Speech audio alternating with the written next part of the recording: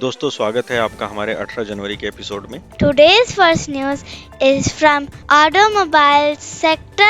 Maruti Suzuki has unveiled its first electric SUV, the EV Tara, featuring a range of up to 500 kilometers and two battery packs option.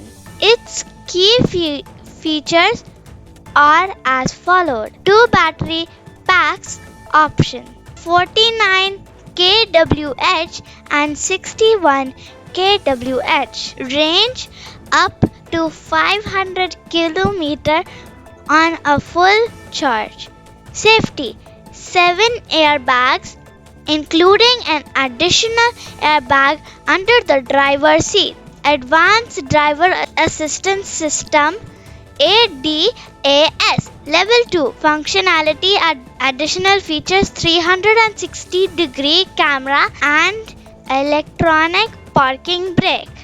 Maruti Suzuki has not yet shared the pricing and availability details of the EV Tara.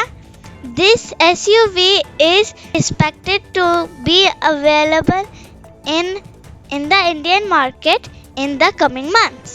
आज की दूसरी खबर है Hollywood से। Hollywood अभिनेत्री Jessica alba ने अपने पति कैश वॉरेन से 16 वर्षों के वैवाहिक जीवन के बाद तलाक की पुष्टि की है। अल्बा ने इंस्टाग्राम पर एक बयान जारी करते हुए कहा, अब समय आ गया है कि हम एक व्यक्ति के रूप में अपनी ग्रोथ और प्रोग्रेस के नए चैप्टर की शुरुआत करें। अल्बा और वॉरेन ने 2008 में शादी की थी। उनके 3 बच्चे हैं, बेटियां ऑनर 16, हेवन 13 और बेटा हैस 7 साल। अल्बा ने कहा, हम प्यार, दया और एक दूसरे के प्रति सम्मान के साथ आगे बढ़ रहे हैं तथा हमेशा परिवार की तरह रहेंगे। हमारे बच्चे हमारी सर्वोच्च प्राथमिकता हैं। कुछ दिन पहले मीडिया रिपोर्ट्स में यह खबर आई थी कि अल्बा और वॉरेन पहले ही अलग हो चुके हैं और तलाक लेने की योजना बना रहे हैं। अल्बा की यह घोषणा उनके प्रशंसकों और मीडिया में चर्चा का विषय बन गई है। आज की हमारी तीसरी खबर है जापान से। हाल ही में जापान ने रूस, चीन और उत्तर कोरिया के साथ बढ़ते तनावों के बीच नाटो के लिए अपना इंडिपेंडेंट मिशन शुरू किया है। इस कदम से जापान की सुरक्षा नीति में एक महत्वपूर्ण बदलाव और ग्लोबल सिक्योरिटी लैंडस्केप में उसकी भूमिका को लेकर नई चर्चाएं शुरू हो गई हैं। इस मिशन के मुख्य बिंदु इस प्रकार हैं। जापान ने नाटो के साथ अपने संबंधों को मजबूत करने के लिए इंटरनेशनल सिक्योरिटी में सक्रिय भूमिका निभाने के लिए अपना स्वतंत्र मिशन स्थापित किया है। यह कदम जापान की विदेश नीति में एक महत्वपूर्ण मोड़ दर्शाता है। हाल के वर्षों में जापान को रूस, चीन और उत्तर कोरिया के साथ बढ़ते तनावों का सामना करना पड़ा है। विशेषकर चीन और रूस के बीच सैन्य सहयोग और उत्तर कोरिया के परमाणु कार्यक्रमों ने जापान की सुरक्षा चिंताओं को बढ़ा दिया है। नाटो के साथ जापान का यह नया मिशन दोनों पक्षों के बीच सुरक्षा सहयोग को और मजबूत करेगा। यह कदम जापान की सुरक्षा नीति में एक महत्वपूर्ण बदलाव और ग्लोबल सिक्योरिटी लैंडस्केप में उसकी भूमिका को लेकर नई चर्चाएं शुरू कर सकता है। आज की चौथी खबर है इंडिया से। भारत ने हाल ही में घोषणा की है कि वह मेंटेनेंस, रिपेयर एंड ऑपरेशंस के क्षेत्र में इंटरनेशनल सेंटर बनने की दिशा में कदम बढ़ा रहा है। विदेश मंत्रालय ने कहा है कि भारत सिंगापुर के साथ इस क्षेत्र में सहयोग की ओर अग्रसर है।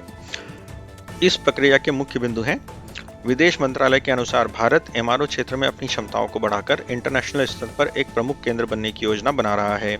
इससे न केवल भारत की आर्थिक स्थिति मजबूत होगी बल्कि क्षेत्रीय और इंटरनेशनल लेवल पर भी इसका प्रभाव बढ़ेगा। सिंगापुर की उन्नत तकनीकी क्षमताओं और भारत की बढ़ती मांग के साथ यह साझेदारी दोनों देशों के लिए लाभकारी हो सकती है। एमआरओ क्षेत्र में भारत की भूमिका बढ़ने से न केवल आर्थिक लाभ होगा बल्कि यह क्षेत्रीय और राजनीतिक साझेदारी को भी सुदृढ़ करेगा। इस पहल से भारत और सिंगापुर के बीच आर्थिक और रणनीतिक संबंधों को मजबूती मिलेगी, जिससे दोनों देशों के बीच सहयोग और साझेदारी को नया आयाम मिलेगा। आज की हमारी पांचवी खबर है कनाडा से। कनाडा में भारतीय मूल के सांसद चंद्र आर्य ने प्रधानमंत्री पद के लिए अपनी उम्मीदवारी दर्ज कराई है। उन्होंने कन्नड़ भाषा में संसद को संबोधित करते हुए अपनी विरासत पर गर्व जताया। चंद्र आर्य का जन्म कर्नाटक के तुमकुर जिले में हुआ। उन्होंने एमबीए की पढ़ाई करने के बाद 2006 में कनाडा में बसने का निर्णय लिया।